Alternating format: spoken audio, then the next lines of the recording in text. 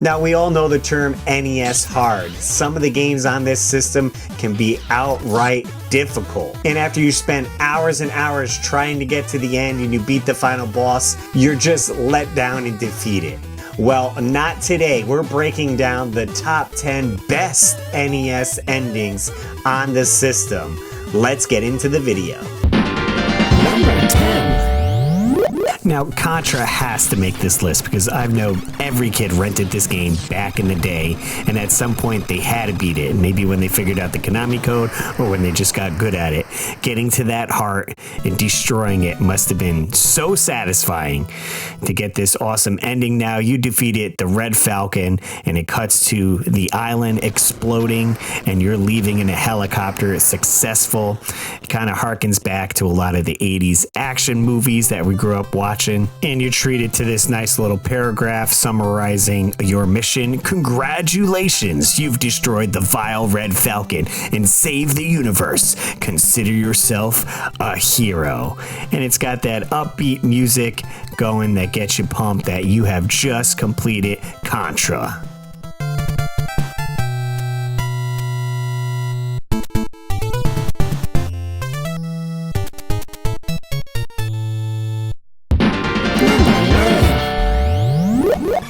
Castlevania 2, Simon's Quest. Now, I know the last boss is super easy. You're just throwing the holy water at him, and he doesn't even fight back. You kind of lock him in there and beat him, so that was an easy task. But beating the game quickly to get a better ending, that was awesome. It gave you 3 different endings depending on how long you took to complete the game, and this is one of the endings. It's in black and white, and the text reads, "The battle has consummated. Now peace and serenity have been restored to Transylvania, and the people are free of Dracula's curse forever. And you, Simon Belmont, will always be remembered for your bravery and courage."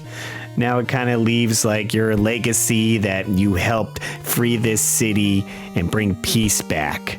But funny enough, it's not the worst ending. The next ending is now in color. You have Simon kneeling at Dracula's grave, and it states, "Although the confrontation between Simon and Dracula has concluded, Simon could not survive his fatal wounds. Transylvania's only hope is a young man who will triumph over evil and rid the city of Dracula's deadly curse." So you basically failed, although it looks a little bit better. So this isn't the best ending. To get the best ending, you have to beat it within 7 days, and it's at sunset. Simon's still kneeling at the grave, and it reads, "The encounter with Dracula is terminated. Simon Belmont has put an end to the internal darkness in Transylvania. His blood and sweat have penetrated the earth and will ensue magic and happiness for those who walk on this land." So it ends on a high note, but much like any horror story, they leave it open.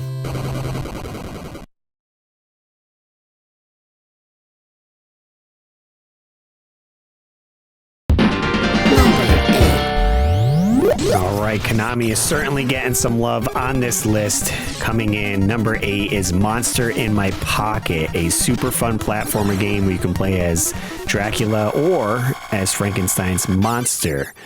You're fighting the last boss, Warlock, and you finally defeat him. And the level ends much like every level, showing your high score. Stage 6 is clear, and it treats you to a little bit of text after beating the boss. You've defeated your arch rival, the sinister Warlock. Peaceful days will now return to vampires and monsters.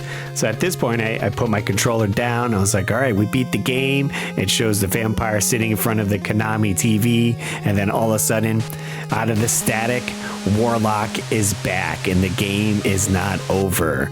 He laughs in your face and he says, "I have returned." Warlock, being shocked, the boss battle is not over, and you have to fight him once again, and then you will finally complete the game. I thought this was so cool. They kind of tricked you and like, nope, it's not over yet. You got a little bit more to do.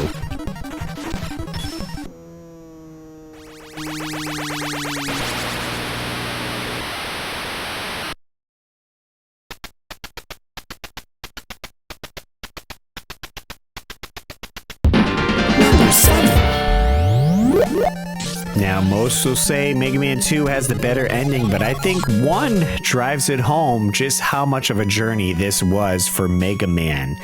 It shows him walking, and you get to see the backgrounds in this one. I know 2 did it as well, but it was more of a silhouette. With this, you actually see him traversing the land, traveling back after he's defeated 8 of the bosses and Wily. And I love the scene here where you just see Mega Man's silhouette, and then when he comes into the light with the sun setting, he has his armor off and he just looks like a regular boy. He's just a boy robot traversing his way back to his home, where he is greeted with Dr. Light and Roll as well. Number 6. You know one of the Super Mario games had to make the list. We chose number 3. I just love the ending on this here. They kind of play a trope into Mario 1 where you're completing the castles and it's like, oh no, your princess is in another castle. So it's fun that they poke fun at that. But what's so cool is they play into that Super Mario Brothers 3 is a play. They have the curtain come down and then they show you all the levels and characters in the game as if it's the cast of a play. So everyone could come out to take their bow. And I just love the music that plays with it. And you know, you play this game for so long, you just kind of think back to those earlier levels or the enemies that you encountered, and you're like, yeah, I remember fighting that, or being in Desert Land and Water Land. Unless you use the Warp Whistle, maybe you missed all these. But I definitely love a game when it gives callbacks to scenes that you have traversed in the game itself, or power-ups and fun stuff like that. And Super Mario Brothers 3 just does it so well. And again, much like it's a play, the curtain closes and it is the end. And oftentimes I leave my NES on for a little while just because the song was so great. I just enjoyed listening to it. Super Mario Brothers 3, fantastic. Number 5. Wow, what a game. Batman on the NES. Hard as heck, but a fantastic game. And when you finally get to the ending, it does mimic the Tim Burton movie pretty good. And we get a few cutscenes here. It shows the Joker falling from the clock tower. I mean, what more can you ask for in an ending of a video game that's based on a movie? Fantastic. I was not disappointed with this at all. Definitely recommend checking out Batman and doing your best to complete this game. Number 4. Oh man, Bionic Commando. This game has certainly talked about its ending with this cutscene here. We all know who he's supposed to be, but they show in graphic detail him exploding scene for scene. So wild to see that as a kid and in an NES game. Another thing I do love, once this scene is completed, you do have to still escape and play the game. You got a timer to get out, which I always love when they did that in video games, just to give you a little bit more before you actually escape. And then you grab your prisoner who you were trying to rescue, and you guys make it out of the island before it blows up through a helicopter. You got your bionic arm, and you guys are hanging there celebrating. So fantastic and great to see after all the hard work of playing this game. Getting to the ending and seeing that was so awesome.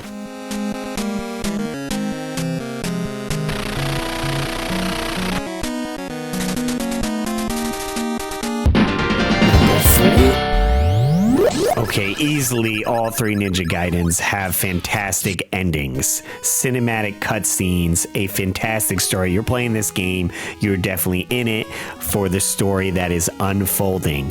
And I just love how it's depicted here with Ryu holding his father and you seeing the castle go to crumble. This is such an iconic scene. If you show that silhouette, they know it's Ninja Gaiden for sure. And then Ryu and Irene just standing by the cliffside, celebrating that the journey is finally over. This is just a beautiful scene to look at. Masterpiece for sure. And again, I love how they do the credits here.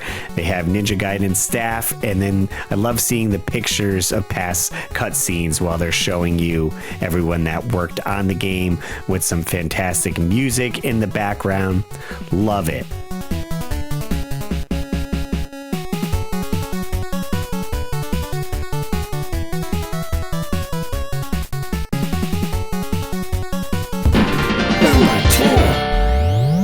A game that's often not talked about a lot, Star Tropics. This is a fantastic game and it has made many of my lists in the past. It's a fantastic story in this game, as well as gameplay. Definitely needs a remake. Come on, Nintendo, get on it. But once you beat the game, there is so much story to unfold. You go back to the island that you started on. You're chatting with your uncle that was missing, and so much of the story ties together, all the loose ends that you were wondering about. Just a fantastic ending overall. And again, I love these end credits where they're showing scenes from the game where you are fighting bosses or meeting new people as they're rolling the credits here, and just makes you think back when you're playing the game and so many hours you put into it. Such a fun game. Star Tropics. Hopefully we get a remake soon. Play this game and enjoy it.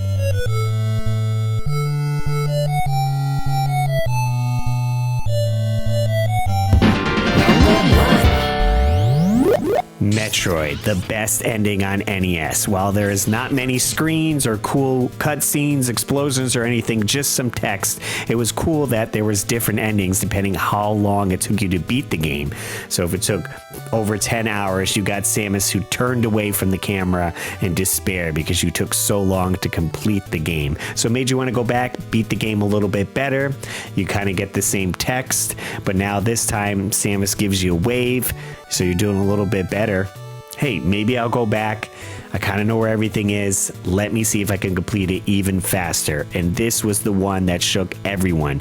Samus's helmet comes off and you find out you were playing as a girl. Samus is a woman. People were losing their minds. They thought they were playing a guy the whole time. Even in the manual, it said he. So the big reveal was mind-blowing. So if you beat it even faster, you get Samus in this like leotard outfit. You can see her long flowing hair, and she gives you a little wave.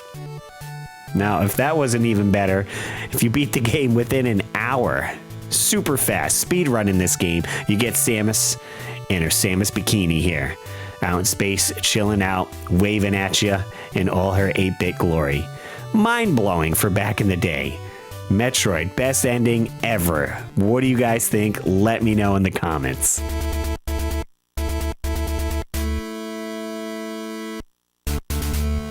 Alright guys, that was the top 10 best NES endings on the system.